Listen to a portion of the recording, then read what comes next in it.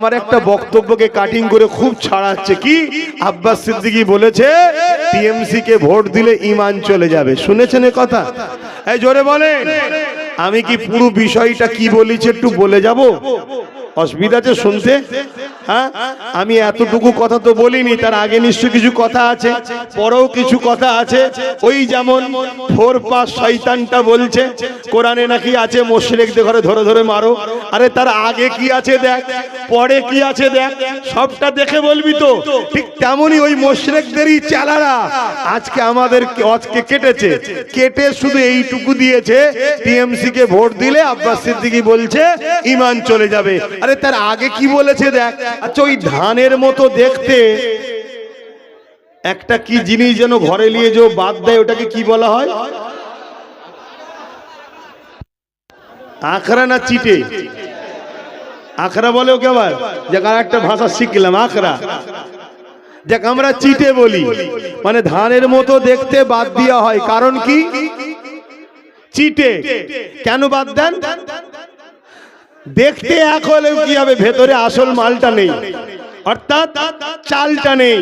তো মুসলমানের মতো দেখতে, মুসলমানের মতো দেখতে, মৌলানা মৌলী সাহেবের মতো দেখতে এই সমাজে কিছু লোক আছে যাদের আসলটা নেই, ঈমানটা নেই। এরকম আছে না? না, তারা সর্বসময় দেখবেন ইসলাম বিদ্বেষীদের সাথ দেবে, ইসলামের হয়ে কিন্তু কথা বলবে না। তো ভাই আমার একটা বক্তব্য, আমাকে নিয়ে তো অনেক কিছু হয় আপনারা জানেন না, আসলেও খোঁজ খবর রাখেন তো নাকি ভাইটার? আমার আজকে কাটিং হয়, এডিট করা হয়, আমার ফটোকে এআই করা হয়, অনেক কিছু করা হয়, আপনারা সবই জানেন। আর একটা কথা, আমার একটা বক্তব্যকে কাটিং করে খুব ছাড়াচ্ছে কি আব্বাস সিদ্দিকী বলেছে টিএমসি কে ভোট দিলে ঈমান চলে যাবে। শুনেছেন এই কথা? এই জোরে বলেন। আমি কি পুরো বিষয়টা কি বলেছি একটু বলে যাব? অসুবিধা আছে শুনতে? হ্যাঁ, আমি এতটুকু কথা তো বলিনি, তার আগে নিশ্চয় কিছু কথা আছে, পরেও কিছু কথা আছে। ওই যেমন ফোর পাস শয়তানটা বলছে কোরআনে নাকি আছে মুশরিকদের ঘরে ধরে ধরে মারো। আরে তার আগে কি আছে দেখ, পরে কি আছে দেখ, সবটা দেখে বলবি তো।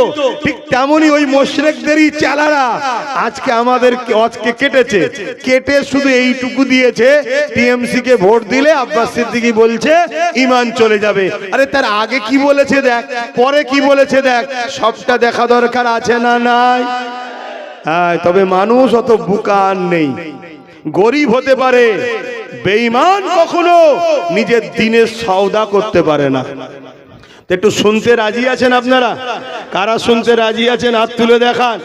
মারহাবা, একটু তাকবীর দেন, নারে তাকবীর, নারে দিবে দ্বীন ইসলাম, দ্বীন ইসলাম, কুরআন ও সুন্নাহ, কুরআন ও সুন্নাহ, নারে দিবে দাদা হুজুর পীর কেবলা সিলসিলা। আলহামদুলিল্লাহ, একটু সালাম পড়েলি তারপরে বলছি। হে নবী সালাম, ইয়া রাসূল সালাম, ইয়া হাবিব সালাবাতুল্লাহ।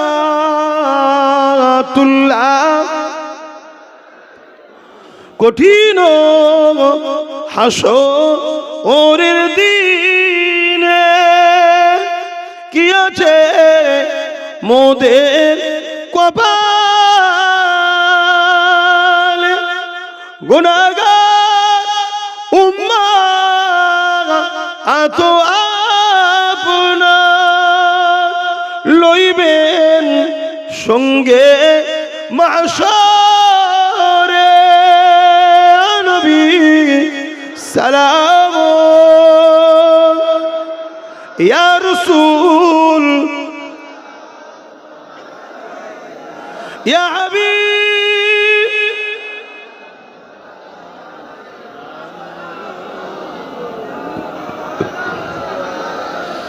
এই দাঁড়িয়ে সালাম দিয়ালি আমাদের মুসলমানদের মধ্যে মতনৈক্য আছে, এই নিয়ে মতনৈক্য বন্ধ করুন। যে বসে সালাম দেবেন সেটা আপনার ব্যাপার, আপনি যা পাচ্ছেন করুন, আমরা আপনাদের বিরুদ্ধে কিন্তু ফতোয়া দিই না।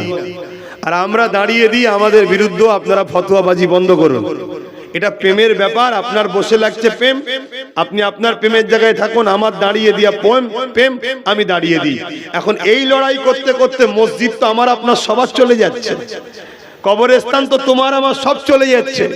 আর আজকে যদি এই জালিমদের বিরুদ্ধে লড়াই করতে তোমরা ভয় খাও যে আমার এলাকার গুন্ডা বদমাইশ মস্তান ওরা তো আমাদেরকে ঘেঁষতেই দেয়নি, যদি তোমরা আজকে এদেরকে ভয় করো তাহলে মনে রেখে দিও আগামী দিন যখন মিলিটারি নাবি AK-47 নিয়ে আসবে তখন কি করবে?